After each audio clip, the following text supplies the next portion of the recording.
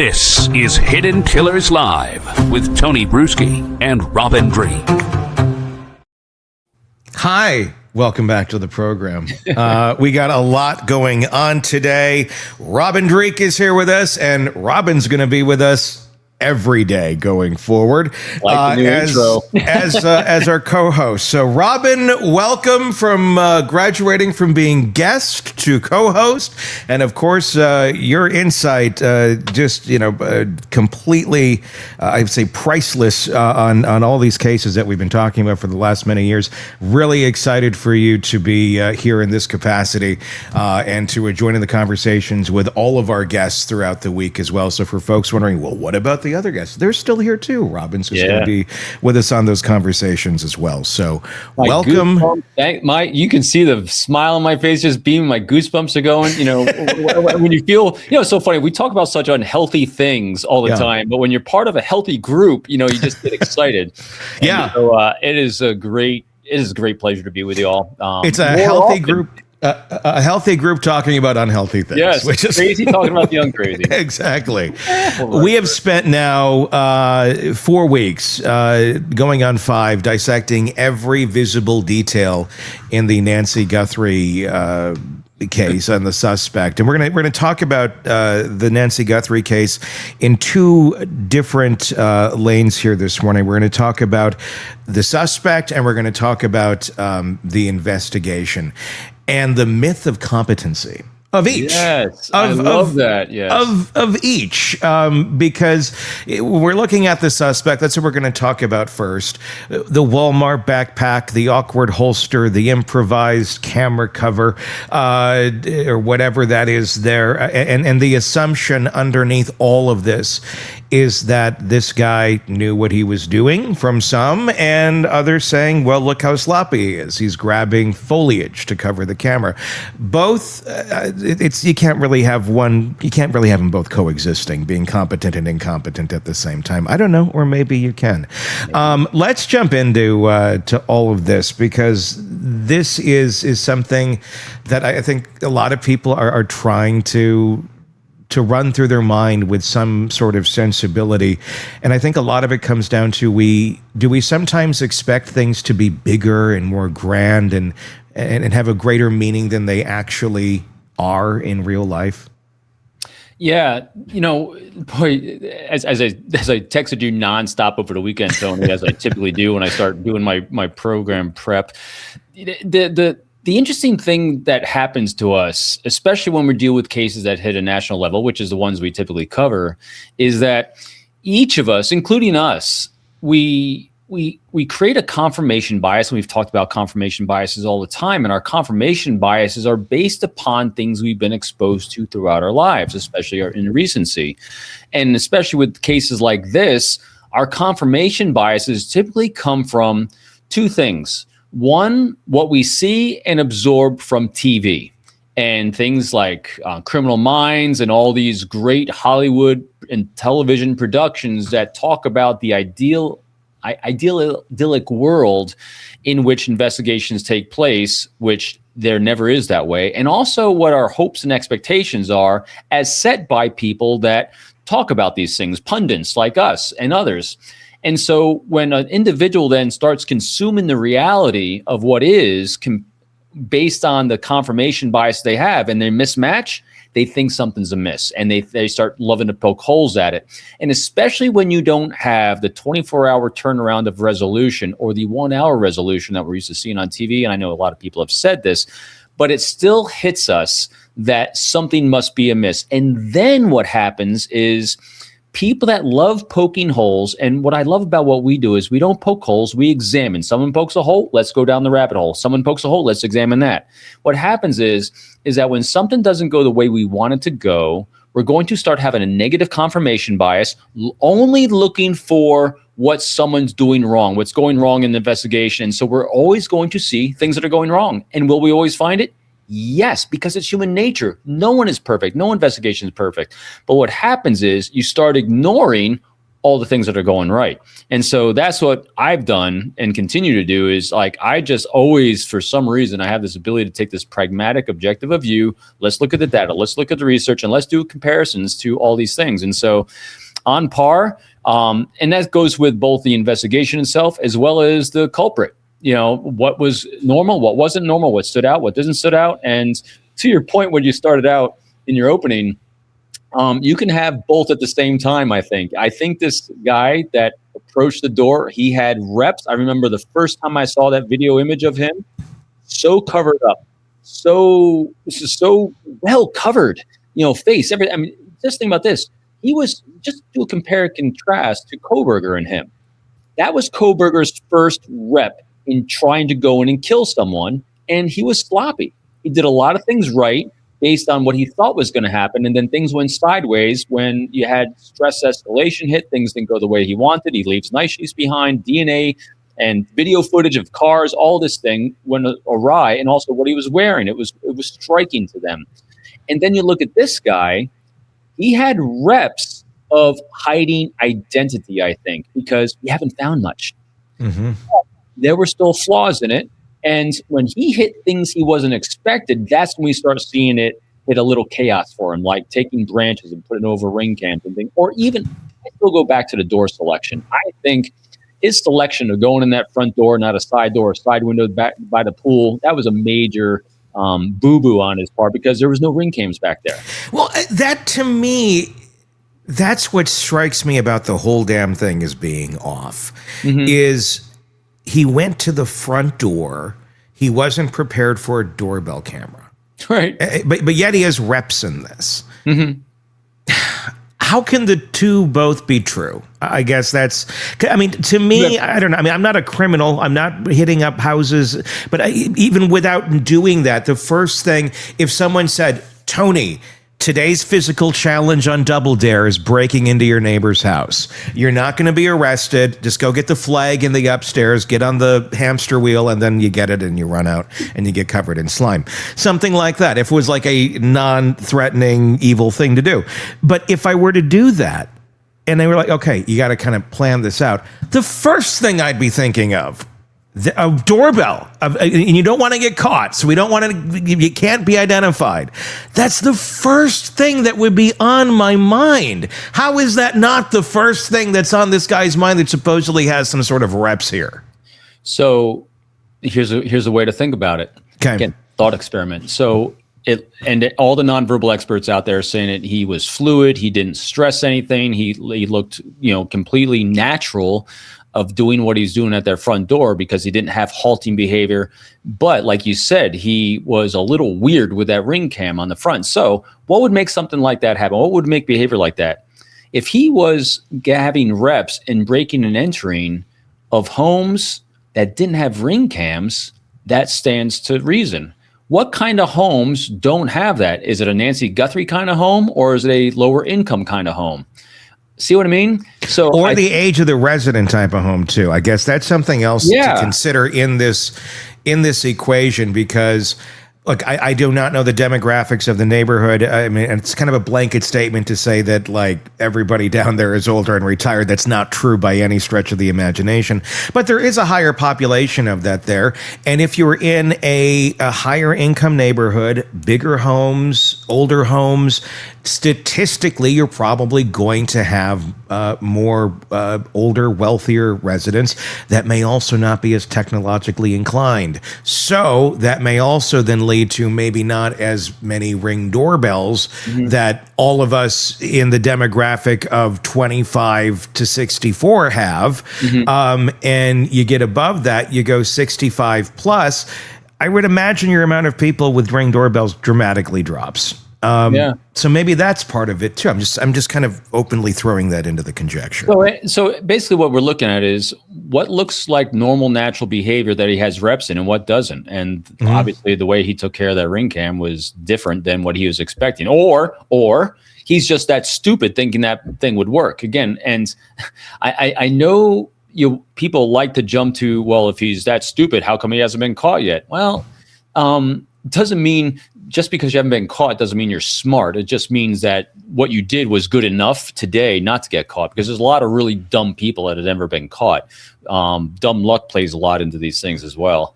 But because I will never, ever give credit to people that do this type of thing as having high intelligence or high EQ or IQ.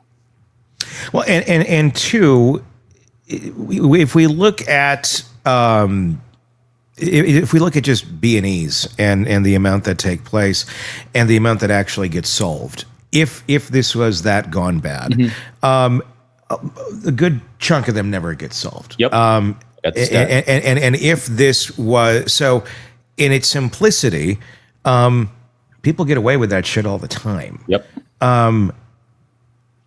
The fact that we have a missing person here with it, who could possibly be dead, it makes it a different type of case, because it doesn't. If she's dead, let's assume she's dead for the sake of the argument. It makes it a different type of case, because it wasn't I'm going to go with probably non-intentional homicide here. Something happened. It was not exactly what another homicide case may look like in terms of how they would investigate it, because essentially it's just the caveat here, the one-off here, is the fact that there's a body they had to get rid of as well. And if it was as simple as picking her up and taking her out, it's basically a B&E that took a person with them. And if they know how to dispose of the person, or I don't know, it changes the dynamic. It really, this doesn't fit the traditional B&E route. This doesn't fit the traditional route of a kidnapping. This doesn't fit the traditional route of a homicide, because I think it was never meant to be that. It was meant to be something far simpler, far less involved, and this is what we got. And somebody who knows now how not to get caught. Yeah. Well, if you look at, and I'm seeing all the comments, which is great. And again, I just play the averages of the research, and the research still edges about 60% that this was a solo act. But could there be other people, accomplices involved in that side house? Yeah, there's all kinds of things that could happen in this. But if you look at the intent, I always go back to intent. As I said, John Douglas, first profile in the FBI, says is that you got to look at intent. If the intent in some way was profit, either profiting by taking her and ransoming her, or profit by stealing something, complete failure. That's what I'm talking about. Now, successfully getting away so far, but the intent was a complete failure. And if someone says, because I hear it out there with the conspiracy theorists, the intent was to get back at Nancy, to not Nancy, but Savannah, to make her suffer and all these things. Okay, well, if we look at all the research on that, there is always then some messaging that goes out, especially. So think about this. If for some crazy reason that the messaging going into TMZ was anywhere related, not a spear phishing attempt like I think it is, and others, then why not put out somewhere in media that, hey, this was because Savannah was X, Y, and Z?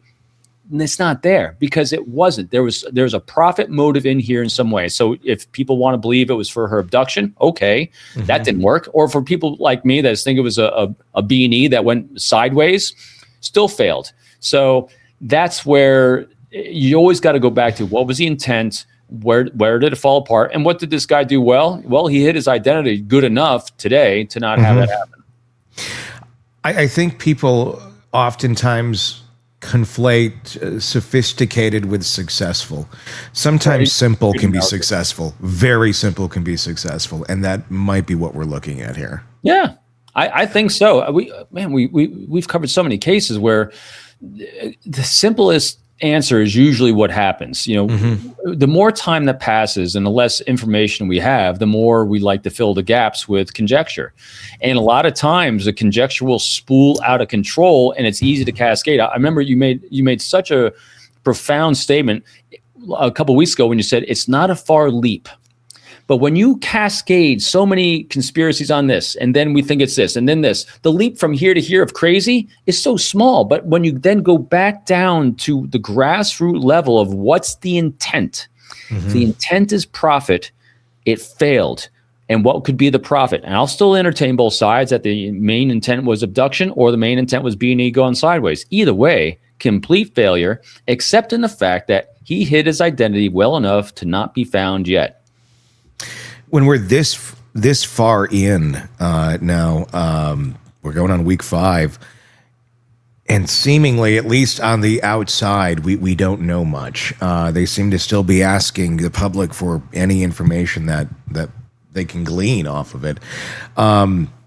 Do you think we're ever going to figure out who this guy is at this point? Or, statistically, there's a lot of these cases that just go nowhere. The fact that we have a microscope on this doesn't necessarily change that fact. It just means more of us are watching. But not getting an answer to things like this, a missing persons case, that's incredibly common. The latter is not. Yeah, I got two sides of this one too, Tony. Yeah. The probability at this point of finding her, it diminishes more and more every day. Again, the research says that we are more and more in the likelihood of not.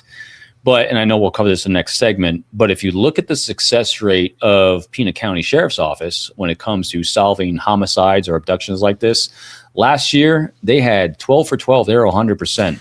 I don't want to say like this, because I think like this caveats it into those type of a bucket, and I don't think this is the same bucket. Right, but so we have a missing person that inevitably is going to be in a homicide. I think yes. So when you're looking at strictly homicides, that's where they have, what I'm saying by when I say that their success rate of clearance rate, their investigators are really, really good. I think they're detectives, and we said this from the beginning too.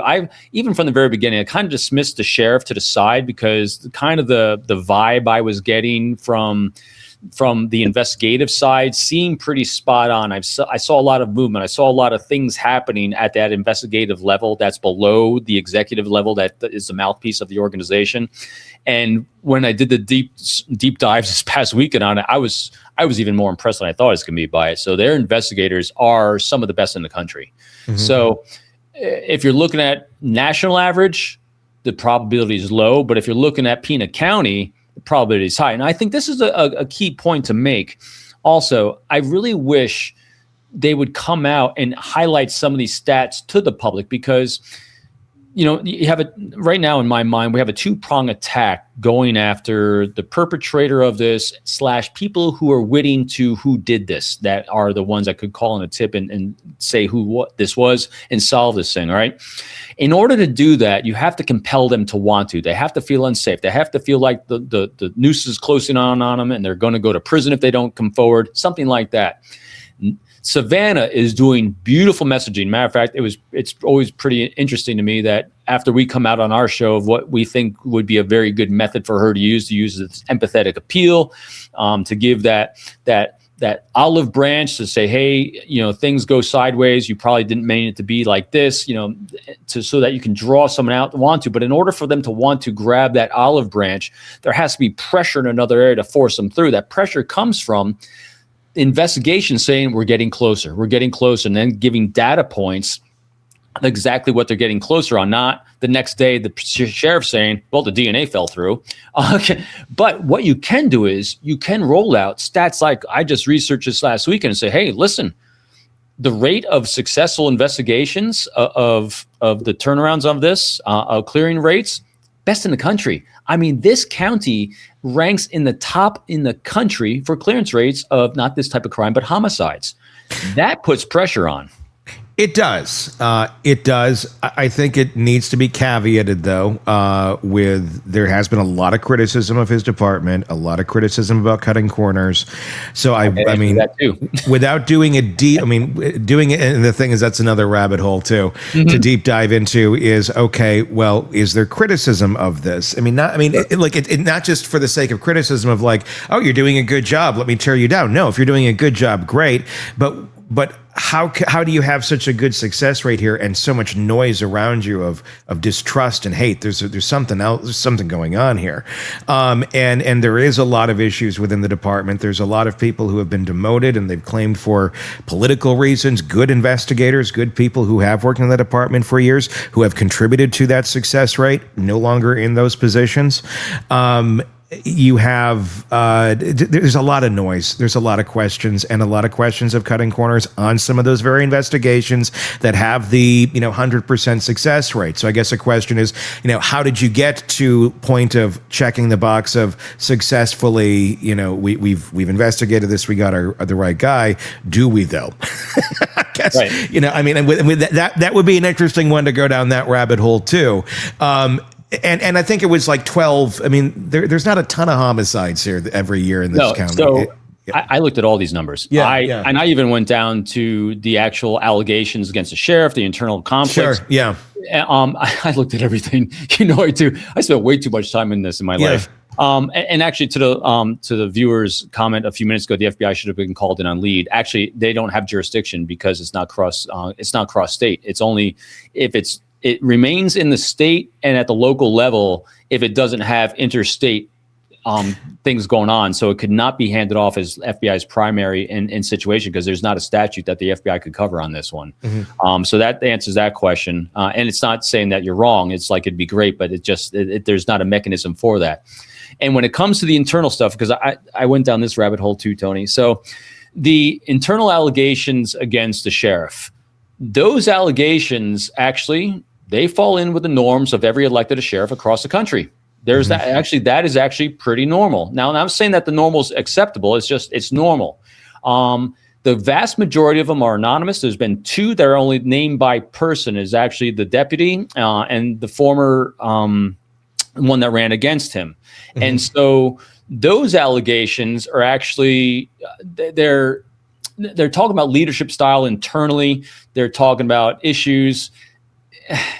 That is a very, very common complaint. It's not, there's in other words, everything internally that they're saying about him is hitting baseline of what typically happens with an elected official in a crime of this case that hits its notoriety. This is not excusing any behavior that we don't like, that we don't think is right. I'm just telling you it falls within the norms, because I went in, it's always funny, I go into my own confirmation biases of saying, I think we probably have something here. I'm going to look it up and we'll probably find the smoking gun and we're going to get great clickbait on it. And we're going to say this guy's bad because of X, Y, and Z. And you know what happens?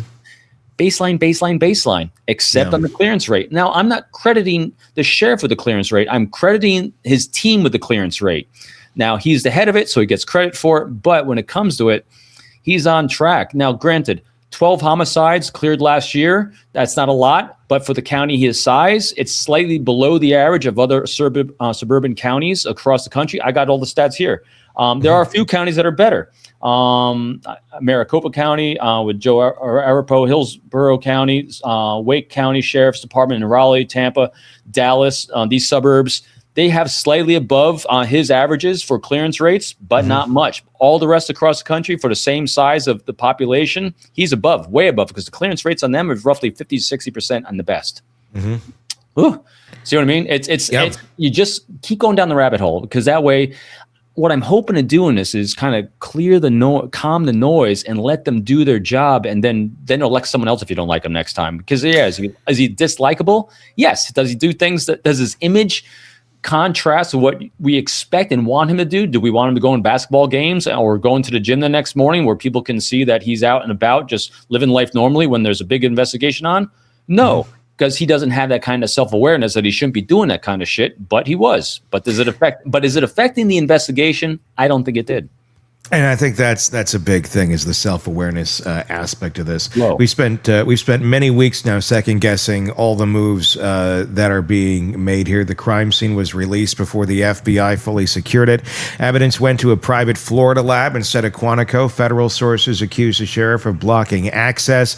There's been public contradiction about basic facts, even where the doorbell images were from one day or two. The assumption is that this investigation is uniquely dysfunctional as we continue to break down what's going on here in the case of Nancy Guthrie. We were just talking about the criminal, the person themselves, the perpetrator in here, and we'll continue now to talk more in the line of the investigation, and we've been touching on that a bit with Nanos. Those are some key things that. The self-awareness, I think, is the shocking part to us who are watching this. And even by his own admission, he said, and I'm just paraphrasing, 'cause I don't remember exactly what he said, but it was, I'm not used to being held accountable for my words, basically, which is one of the dumb, you're not used to speaking aloud, it sounds like, is what it feels like to me. If you're saying that sentence out loud as the sheriff of a county, you're not used to being held accountable for your words. That's a little weird. And then we have so many statements that have come out and the interviews that he's given where he contradicts himself, or he just provides such bizarre information that makes little to no sense. Is the video doorbell, is it 2 different nights? We don't know. And he says he doesn't either. It's like, you're the sheriff. You guys see the back end of this information. You guys can see the metadata on this stuff. What do you mean you don't know if it's from 2 different dates? Of course you would know if it's from 2 different dates. The data would show it. How are we not knowing the answer to this question? Or are answers like that key to the investigation and he's just not revealing them and saying it in a different way that just gives no confidence, where he should have just said, that's information that we're going to keep on our end for the investigative purpose. Right now, it just sounds like he's like, whoa. Yeah. We'd want him to sound better, but I've researched this as well, Tony. Yeah. Every single national case where you have a front man like him out front, he actually, the number of contradictions he's had fits in the norm. Number of misstatements fits in the norm. All these things actually fit in the norm. And you and I have talked about this. The sad thing here is that when you fit in the norm, what's the motivation to change or get better? Because you can just point the finger, so, well, I'm just like everyone else, and my clearance rates are higher. But so, I mean, it's not, nothing that's happened is forcing a behavior change. And so that's why us as the public need to demand higher, that you shouldn't be doing this. You shouldn't be settling for average, especially when we are paying your salary to keep us safe. Average is not good enough. Falling within norms is not good enough. You should be smarter about what you're doing, instead of relying on your 50 years of experience saying, well, my clearance rate was 100%. Now, granted, he hasn't said that I'm the one that's saying it because he hasn't touted that. But at the same time, though, yeah, he fell short like all the others have on all these other cases. I mean, I couldn't find a case of anyone actually did a great job. But where he's out there and he's saying what he's saying.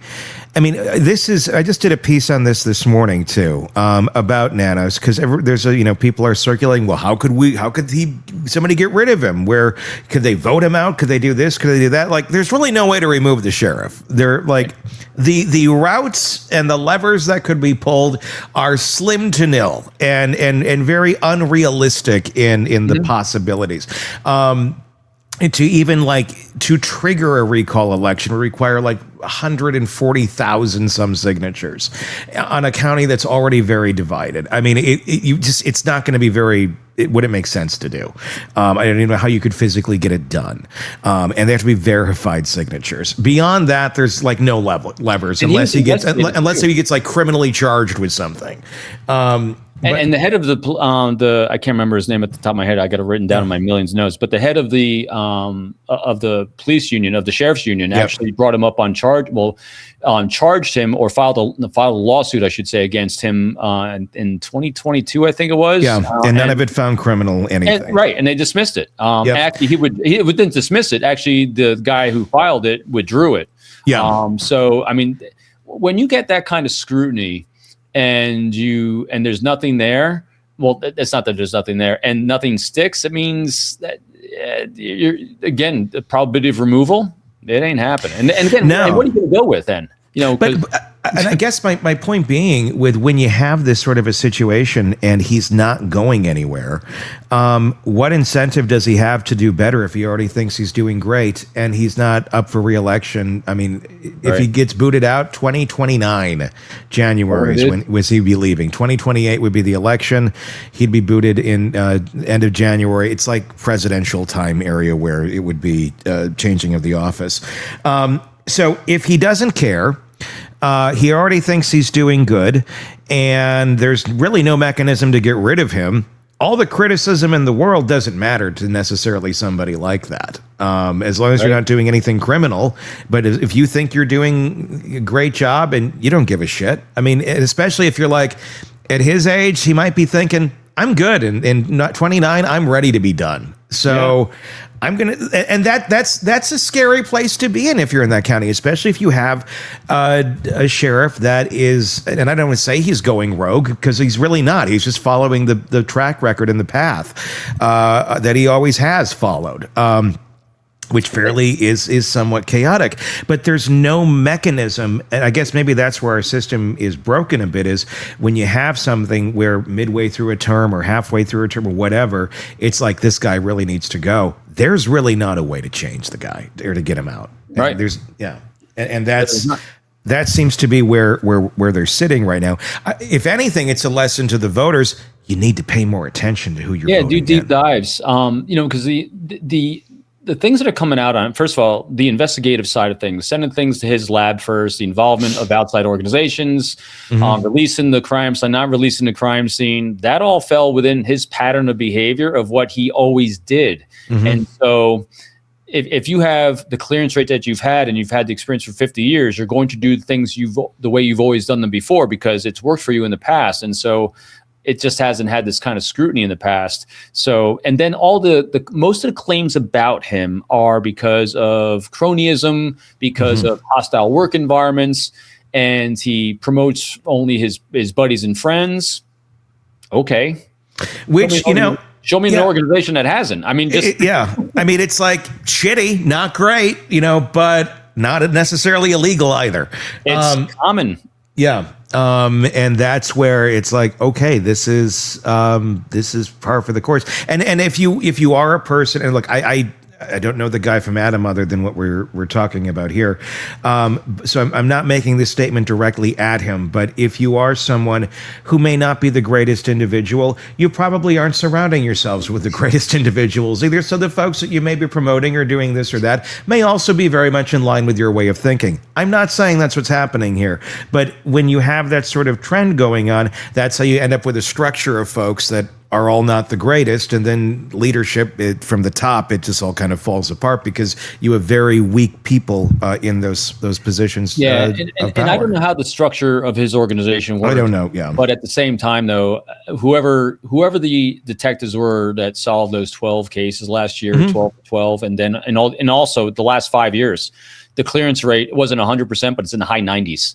And there's, I'm sure there are great people in that department. Unfortunately, we've also learned he's demoted several along the way that were very good detectives, people in key positions, like the pilot that could have gone out there a little bit quicker and could have been looking for the heart device on Nancy. There's, I mean, one of those things where, when he demoted them back however many months ago that was, this obviously wasn't on his mind, but it's like, it's the two thoughts. It's like, okay, you do that, you get rid of the person who's really good at this, or you move them to desk duty and they're not going to be able to do that for you. What happens when you need them? But that's two thoughts. And that's very much that sort of thinking, though. If we're going to act in the moment, I'm going to act what's going to make me feel best and do best for me right now. And that seems to be kind of his track record. Not saying anything illegal, just very politician-like. Yeah, and there's one other claim. I've researched all the claims against him to kind of see how they fell out. The other claim against him was also the turnover rate and retention rate inside the sheriff's department. That's the other claim that they made against him. I looked at state averages. Pena County is slightly higher than only slightly higher than the average turnover rate in the state. So it's really it's not that standout. No, it's not. Like this department has the issues that every department has. Yes, and most of the turnover rates because our other departments pay more, which is typical. So again, when you just do that deep dive and examine, it just forces everyone before these things happen to just watch who you're electing. But here's the thing too. The person who ran against him was the female corrections officer that had 20 years experience, and he had 50 years experience, and it was actually an investigation, and she wasn't. So when you have limited choices, I mean, just look at our elections in the country. You're just like, this is the choices we have? And he put her on administrative leave right before as well. I mean, there was a lot of shady things that were going on. I mean, and the thing is, and I think at the end of this, we're not saying this to be like, see, it's shady everywhere, because but I think it is saying, see, it is shady everywhere. Let this be a wake up call to everyone of this is what's going on behind the scenes in your local departments. If you give a shit, start paying attention. And I think part of it, and I've said this in another case too, is we are in a interesting place in our time in terms of local reporting and people being aware of what's going on in their communities. We don't have local newspapers anymore. I mean, yes, we do. No, you don't. It's run by Gannett, and it's just a reprint of USA Today with a couple local sports scores in it. There ain't no, like, your local report, all that shit, all the stuff that we used to have locally, local investigative reporters for your newspaper, for your TV station, for your radio station, they don't exist. Because we've said we don't need these things anymore. Right. We're good. We're going to get our information somewhere else. Well, guess what? Now that shit's come to roost. And these departments have not had any sort of anyone keeping them accountable, which used to be local media. Media is the devil. They also kept this shit in line too when nobody wanted to hear about it. And so they've been able to run rampant because there's nobody been holding truth to power until this sort of stuff happens. And now you have a barrage of podcasters across the country all looking at the same shit going, this is insane. Yeah. Where was local media for the last decade or two calling this shit out, making the citizens aware of what was actually going on around them? Oh, they weren't. So it's like a media, it's an information desert. As we have more information, we have less of it, or it's in places that people, for whatever reason, are not informed enough to go get it, or they choose not to go get it because it feels icky. And now we can very much choose what we want to consume in terms of news. It's not just, here's a 5 o'clock news, let's deal with what's going on. Now we only get news of what makes us feel good and special. And then I think it creates these blind spots, and then we end up in communities where we have this sort of infrastructure. Yep, no doubt. We just got to keep making the system better by calling it out. Yeah, exactly. And being aware, everyone being aware of what's going on in your communities, because there's far more of this going on than anyone is aware of. You got to hold them accountable and be ask careful. A lot of questions. Just do a thing I call active curiosity. Just be curious about what is actually going on.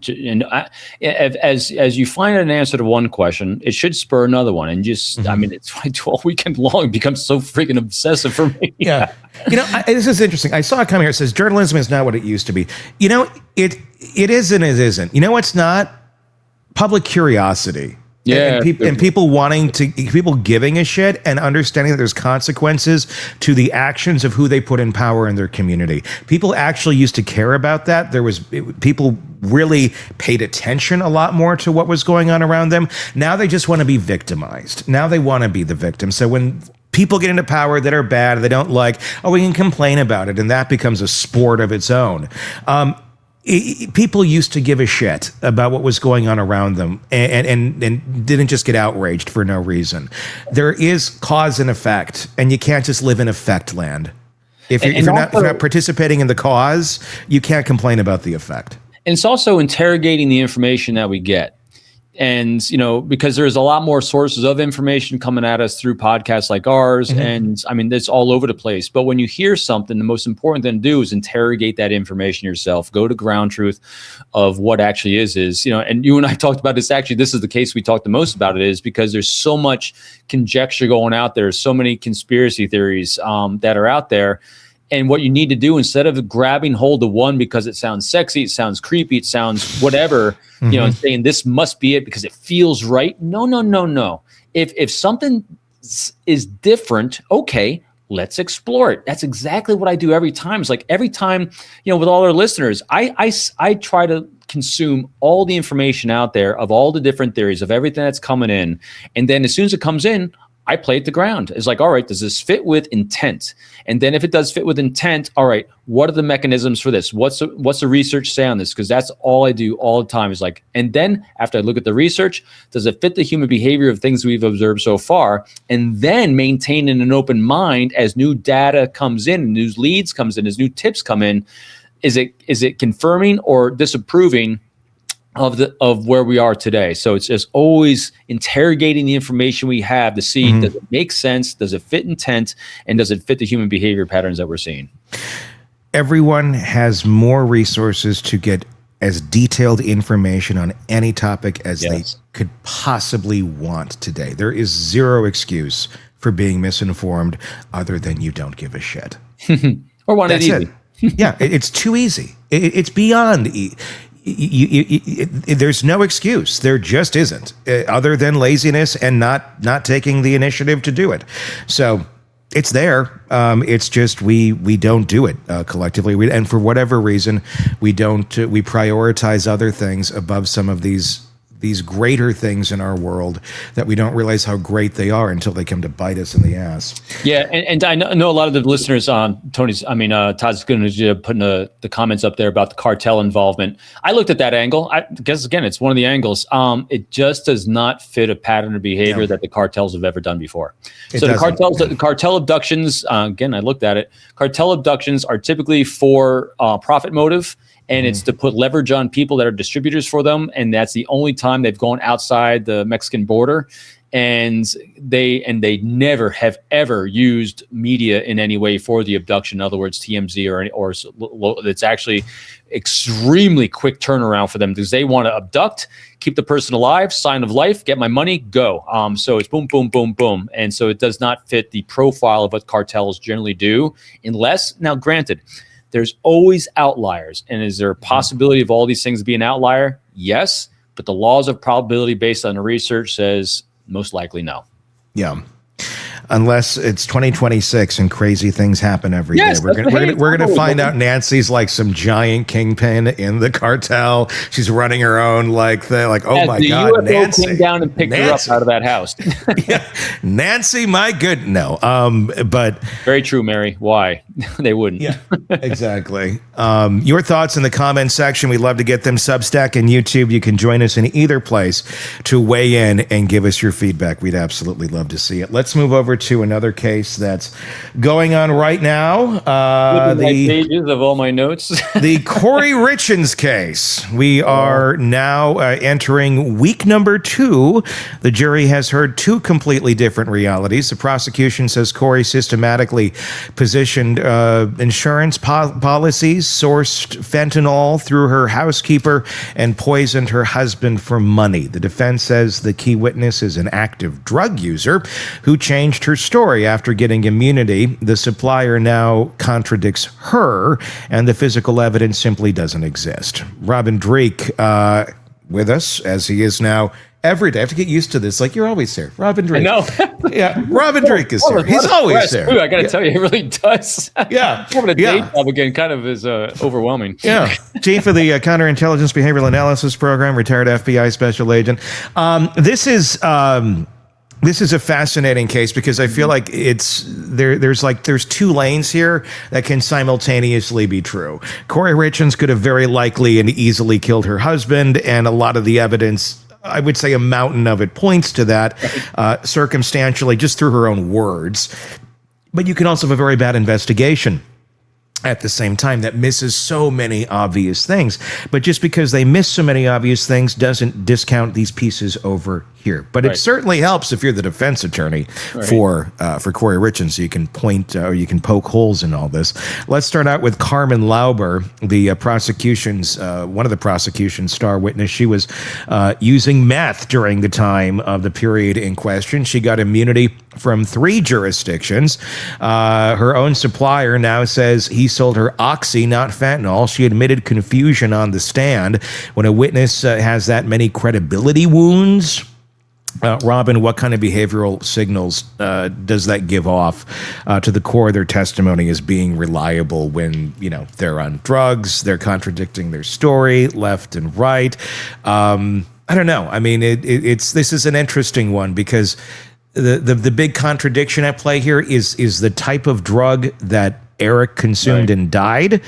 But at the end of the day, are we just playing semantics with a label? because at the end of the day, Corey wanted something stronger and she got something stronger. And that chain is not really denied as having taken place. It's more so what they called what they got as being in question. You know, the number of times we've covered cases where the chaos of drug addicts and alcoholics plays out. It's like, all right, of course, there's not going to be a good memory because they are what they are. I watched a lot of her testimony on Carmen's, and I do have a soft spot for people in recovery, because they typically are more forthcoming because they've owned their behavior. And you know, unlike Nick Reiner, Carmen has the appearance and the demeanor and the presentation of doing just that. So I give grace to not remembering exact details because she's drug induced, as well as the person countering her claims. So I think a jury, if I was on the jury, if I hear this, I'm like, all right, it's all over the place.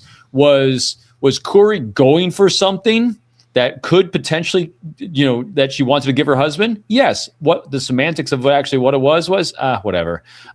Because when you put that, because remember, her testimony, she is the key witness for the prosecution. A lot of it would not have been here without her coming forward. At the same time, though, once that knowledge just comes forward, it's like the cart of house just tumbles, because when you start looking at the whole insurance fraud side of things, because remember, there's two prosecutions going on here, and the second one hasn't started yet. The first one is for murder. The second one is for this massive financial fraud that she's committed, and the whole background of financial fraud comes about in order. You know, the whole reason for this one was that would be successful, you got to kill the husband first. So you can't have one without the other. What kind of drugs she bought, when, how? I think the jury, with the way they're taking notes, the way they're presenting, the way they're paying attention to her, it wasn't a great day for prosecution, but I don't think it was one that's going to kind of shift anything on them. I don't know. It was a great day for either, honestly. I mean, the thing is, nobody knew what it was. I mean, one's calling it Oxycontin, one's calling it oxycodone. One of them is saying there's fentanyl, and then Corey's asking for propofol. Literally, the Michael Jackson shit is what she said. She doesn't even know what she's asking for. So it's not like she went to the house. This is what kind of gets me. I mean, I get what the defense attorney is doing. They're just trying to basically create something out of nothing to create confusion here with the jury. See, they didn't even know what they were ordering. Yeah. I don't know. A bunch of drug addicts, too. I mean, the drug addicts also didn't know what they were delivering either. They just want to get high. Exactly. So and they want shit that's going to kill someone. I mean, literally. I mean, so when you're asking for the Michael Jackson shit, that has one meaning to it. Right. I want something that's going to kill someone. Yeah. And make it look like I didn't try to do it. I mean, it's literally, to try to paint him as a drug addict that was addicted to painkillers and that he accidentally overdosed. Again, I looked at this too. Does it fit his behavior arc in life? And was anyone else aware of it? No, it does not fit Eric's behavior arc. Now, could he have this super secret side of himself that he hid because he's an addict? Yeah, that happens all the time. But it doesn't quite fit when you look at the totality of all the other data points and massive red flags that are out there. All the red flags align with Corey did try to get the shit that's going to kill him, not him doing it accidentally overdosing. And it wasn't a story of, she was scoring stuff off the street because he has pain and he can't get stuff from his doctor anymore. So this is what they're resorting to. It wasn't even that. It was the Michael Jackson shit. That's not this is going to help with his knee or I want him to sleep better at night. The Michael Jackson shit means it's going to kill you. And obviously propofol is not what they were going to use, but that's what she requested. So she requested stronger stuff. She got stronger stuff. It could have been anything. I mean, at this point, does it really matter if it was like chloroform or... You think she even knew? No, I mean, I don't think she knew. It was like, here's the Michael Jackson shit, Corey, or whatever you want to call it. Enjoy. That's what my housekeeper gave me. Well, and the fact that it was, the things that were on the street too at the time, this stuff, I mean, we're in an epidemic of people dying from fentanyl overdoses because it's getting into other drugs. People are thinking they're getting oxy. People are thinking they're getting something else. And surprise, the street shit that was, whipped up in some, underground lab somewhere, not very scientifically, the portions can be off a bit. Yes. And that's how you could easily get something strong. So I don't have a doubt for a second that maybe, the Crosser originally did think he was, tell her it's fentanyl, tell her whatever the fuck she wants to think it is. And it is something stronger than what she got. Right. Just give me my money. Seriously. So when you're a dealer, are you really giving a rat's ass? You'll pass anything you can get your hands onto, because so he's saying it's one thing, the guy that gave it to Carmen, he's saying it was this or this. How does he actually know? Did he make it? I mean, he doesn't. These people are all drug addicts and nuts. They're just going for money. They're going for high. So whatever. I wasn't selling fentanyl. Yeah, because it wasn't on the street. Yeah, well, maybe you didn't realize it was. Maybe you didn't realize it was in your drugs. Right. When he went to the drugstore with his prescription to pick it up, it said this. No, that's not how he got it. No, and it's also because some of the testimony he said also didn't make a whole lot of sense, because he had referenced that the prescriptions he was getting them from, because he was referencing he was buying them from people who were getting legal prescriptions and then filtering that out. These were not prescription medications. Right. They tested them. These were street drugs. These were not ones that you're getting at Walgreens. So there's that. Morons helping morons make stupid things happen. Very much so. And again, this goes to the stupidity of any time. We've seen this so many times. Anytime you involve at least one other person in the stupid shit you're going to do, it always goes sideways. And here's think about this. As I looked at the background of Carmen and Corey, how they became friends, and so they're friends for kind of acquaintances before that. They only became friends because she was a housekeeper for them. They came through a service that she hired. And so through the course of her coming in every other week to take care of the house, they became friends. And so you're asking, just think of the insanity of this, at least what the prosecution is saying. So here's someone you hired for a service to clean your house every other week. The service goes out of business, and you keep Carmen on board because you like her. And she's got a drug addiction problem, but you like her enough to confide in her that you want to kill your husband and drug him to death. And then what kind of moron? Well, the kind of moron to kill someone is what the kind of moron that does this. And that's why I never give any kind of credit to anyone being smart. Think about this. If you had any brain and intelligence that you could actually channel into providing for yourself, you wouldn't have to take out life insurance policies and bump someone off because you're not making enough money. How about don't spend the money in the first place, you idiot? Then there's that. Moron. It's interesting. The modality of Corey. After Eric died, Corey, she wrote the children's grief book. Are You Still With Me? And then went on the promotional tour, podcast interviews, public appearances, while under investigation. Most people that are facing potential murder charges, you try to minimize your exposure. She's out there. Look, she could have shut up. She got away with it for a long time. They didn't arrest her for like a year. If you got away with this, nobody's asking questions. But she had the audacity, again, assuming she did this, innocent until proven guilty, alleged, blah, blah, blah, blah, blah.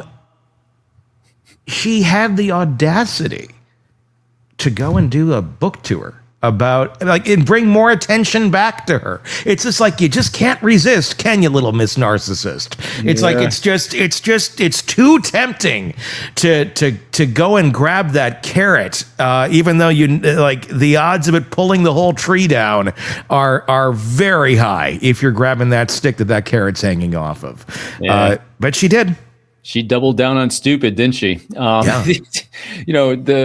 The look at me moments that people have, that people love sympathy themes in life, because, when people show gratitude and compassion towards you, it really fuels our big four in our brain, the dopamine, the oxytocin, the serotonin, the endorphins, because people are saying, oh, woe is Corey.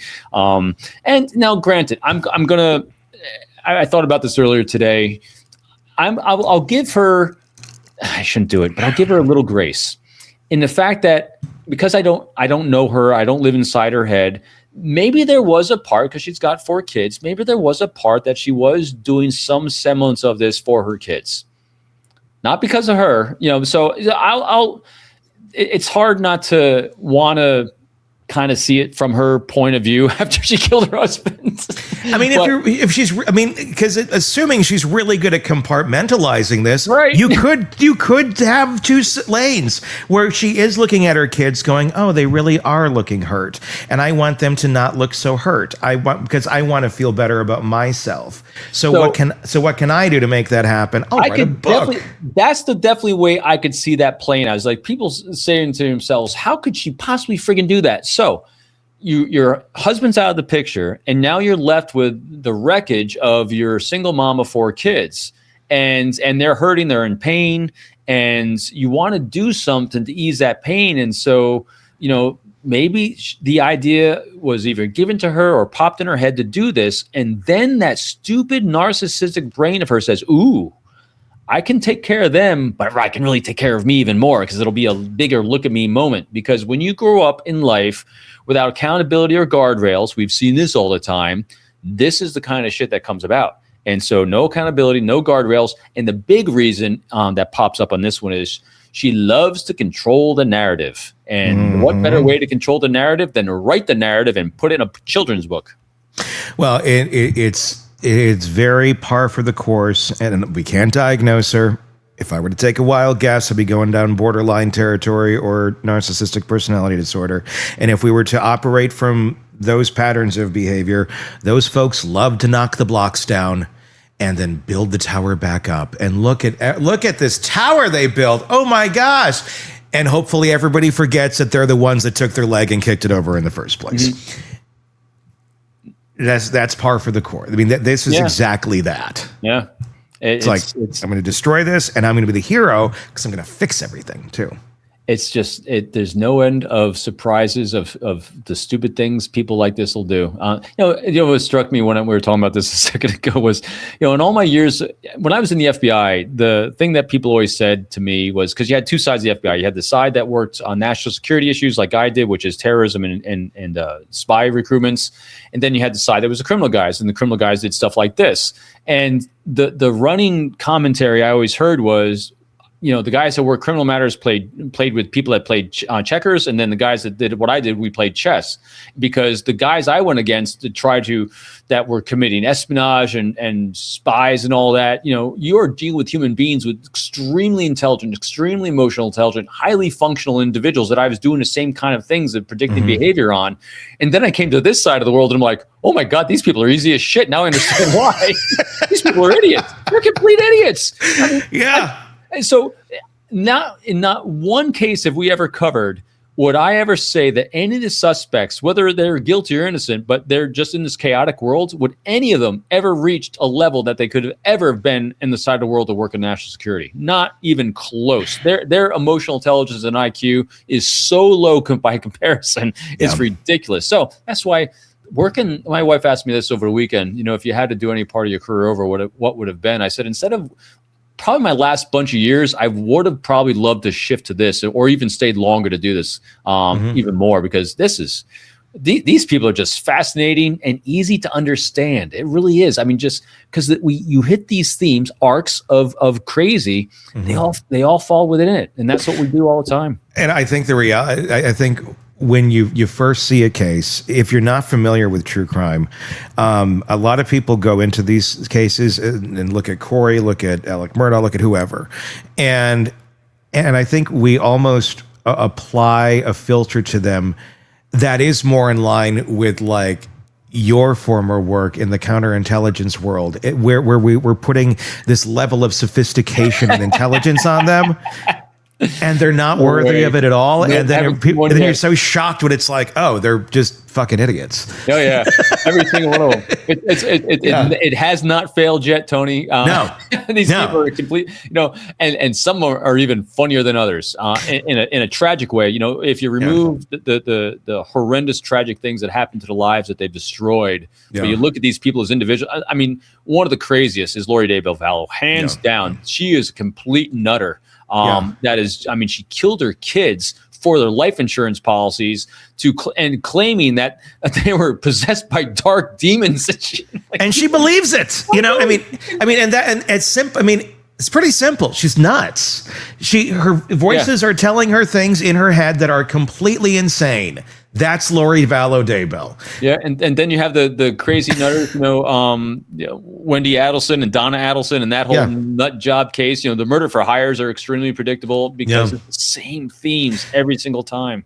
If you start simple and build up and to understand these people rather than start like at some sort of elevated level, it's so much easier to understand them. Well, that's why we start with research. Yep. Because research gives us the fundamental background of understanding what's going on here. And then because every individual's different, every case has got different nuances and leadership like Sheriff Nanos and things like that. But at the core, what happened in the core? What was again going back to the original profile is like, what's the intent? The intent in every single criminal case is to either get revenge, get money, get something for me. It's always a self-centered action that all these individuals are doing, which is very wound collecting, victim mentality, and grievance collectors, which is completely different than a normal, healthy human being. And so they fit into this paradigm of just nutters that is much easier to understand that baseline start with. And then we just explore where the different little nuances are that made them who they were on that journey. So we can kind of predict the behavior, so we can find and follow the leads where they go, so we can get the evidence, so we can put them away and not have them inflict themselves on the rest of the world. If we can only catch them before they do. Wouldn't that be great? That would be wonderful. All right, that's going to wrap up this episode of the program. Give us your thoughts on the Corey Richins trial in the comments section, either on our Substack or YouTube. The links are in the description. Love to hear from you there and get your feedback. All right. We'll continue the conversation there. Until next time, for Robin and Todd, I'm Tony Bruschi. We'll talk again real soon. Want more on this case and others? Then press subscribe now and don't miss a moment of true crime coverage from Tony Bruschi and the Hidden Killers podcast.